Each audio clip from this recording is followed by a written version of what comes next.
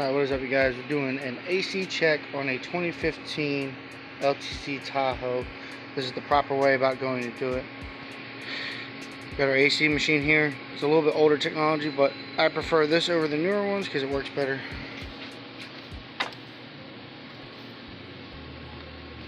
Alright, first thing you're going to do, there is a high side and a low side. You're going to take both those caps off. One is right here on this low side line, and the high side is over there. High side is your smaller AC line, low side is your bigger AC line. Your high side usually goes from evaporator core to compressor to condenser, and then your low side goes straight from condenser to evaporator core.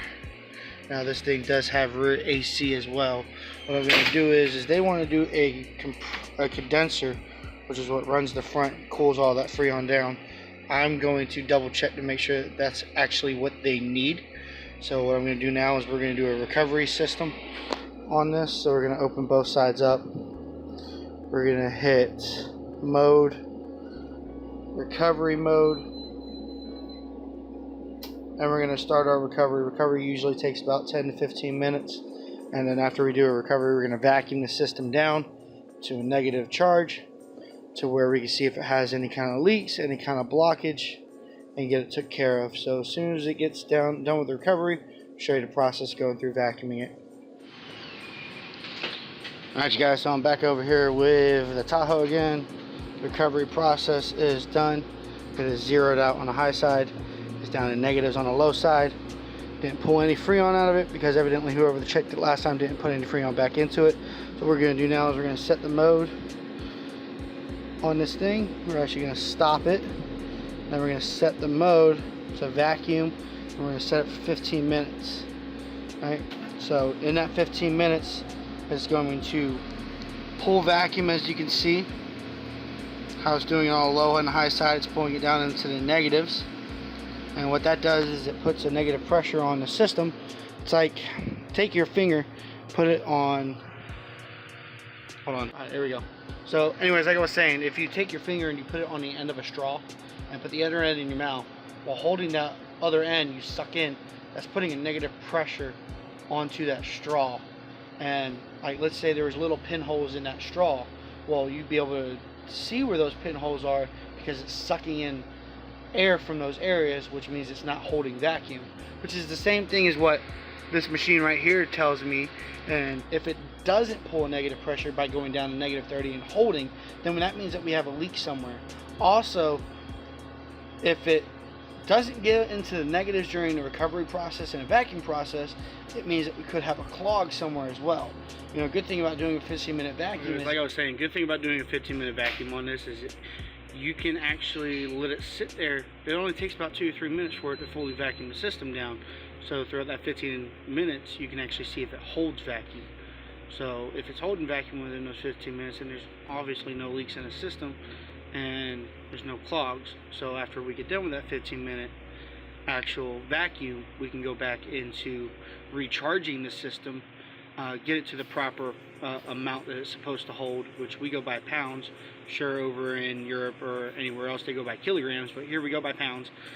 Put the proper amount into the system, let it run with the AC on full blast and recirculating on the inside of the vehicle, both front and rear, because this has rear AC. And then we see where the head pressure for the actual compressor itself is at. Now if it's running a high head pressure, it could either be because of the compressor itself, or it actually does have a clog in the system that just wasn't caught by vacuuming it down. So what I'm going to do now is I got a few more minutes left on the vacuum, and as soon as the vacuum's done, then I'm going to go ahead and recharge the system. So as soon as I get done with that, I'll be right back with you guys. Alright, you guys, so now we're done over here. It says charge complete. Now we're watching these numbers. These are kind of idiot proof. This has rear AC, so it's okay if it's a little bit higher on the low end. So what you're doing is you want it to be between 40 and 50 on the low side. So get a little bit closer, have it focus. So you want between 40 and 50, so about 45 is good. On the high side, you want it between 225 and 275. It's on a little bit of a low end on 225 right now. So long as it picks its pace back up, it'll be alright. So we're going to let this run for a little while. Make sure everything's good, make sure the AC's cold, and it should be good to go. So like I said, This is simple and easy. Everybody can do it. This is how we do it here at shops. You know, every shop has their own style machine, but on all of your GMs, basically just your SUVs and your trucks, your full size, not your mid size, all your AC stuff is going to be on the passenger side. So you have right back there is your high side line, which is the smaller line, and your low side line, which is your bigger line. So your low side goes from evaporator core to condenser, and then your high side line goes from evaporator core to compressor, then from compressor to condenser. And that condenser is essentially what cools down the Freon and allows it to be cold. So I'm all done with this one now, you guys. I'm gonna record a little bit more later on and see what happens. Like I said, that's gonna be it for this one, you guys. Just showing you how it is that we check AC here at the shop. Summertime, it's hot, everybody needs AC. Not really a lot of cool stuff going on in shop. That's why I'm starting to do these how they do it at shop kind of videos. So I hope you like it. Don't forget, if you like what you see, to leave a like on the video. Also, don't forget to subscribe and share with friends. But I'll see you in the next one.